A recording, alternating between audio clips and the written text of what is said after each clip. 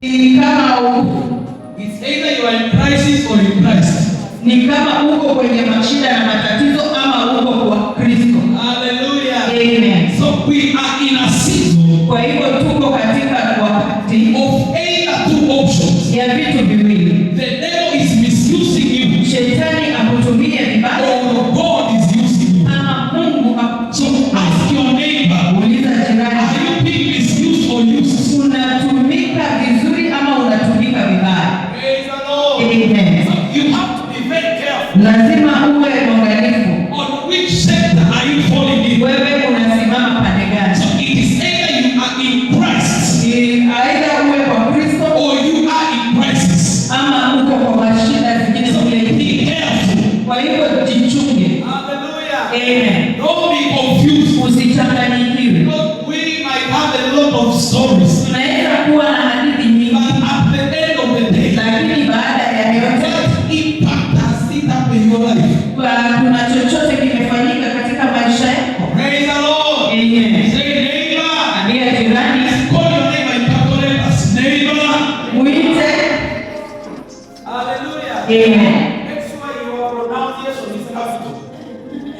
Hakikisha kwamba ukitaja unataja kwa herufi kubwa. Hallelujah. Amen. It is a season. Ni wakati. That delay is going to stop. Kwamba kuchelewesha in the life of somebody. Katika maisha It doesn't matter how long has it taken. Imekuwa muda gani? The whole of this week. Lakini wiki hii delay has not been our portion. Kuchelewa hakuja kwa Because we understand. Maana jambo moja tunasema. We are in a season. Ni sisi tuko katika wakati. God is stopping delays. Kwa ambapo Mungu anasimamisha kuchelewa.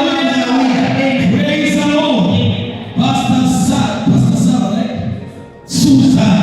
Mchungaji Susan. God bless you so much. I was looking forward to see you. Nilikuwa nimetamani kukuona sana. I was asking her. Alikuwa anauliza tu. When I saw her, I thought it's Pastor Susan. Alipoona akafikiria ni Pastor Susan amesuka nywele. Hallelujah. Amen. Another way I know the picture was like, no. Lakini akikumbuka picha anasema hapana.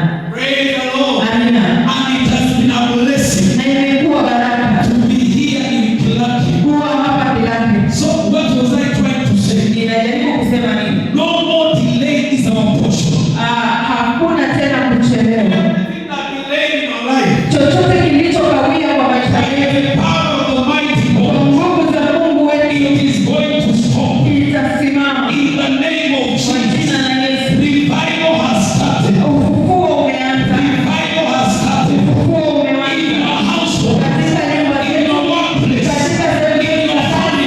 Katika familia In yetu. the offices. Katika maofisi yetu. Revival has started. Ufufuo It umeanza. doesn't matter Haijalishi how long it took imechukua muda before it came. kabla haijafika. This is the time. Lakini sasa For the Bible says, at the right time, I shall make things work out. And it will not only work out, but it work out for good. itatendeka kwa uzuri. Hallelujah.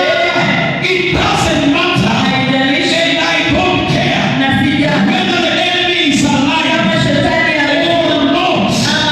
One thing I know is the Spirit of the Lord is upon me. He has anointed me to preach the good news to the Gentiles, to the Messiah, to everybody. Revival. Hallelujah. Shout a big amen. We are not in a dispensation that someone should pull us behind. We are in a season. Forward is our step. And as Hope Outreach means, we are moving forward. Praise the Lord. Amen. We are moving forward. Mwambie jirani tunasonga mbele. It doesn't matter if your neighbor likes it or not. Haijalishi kama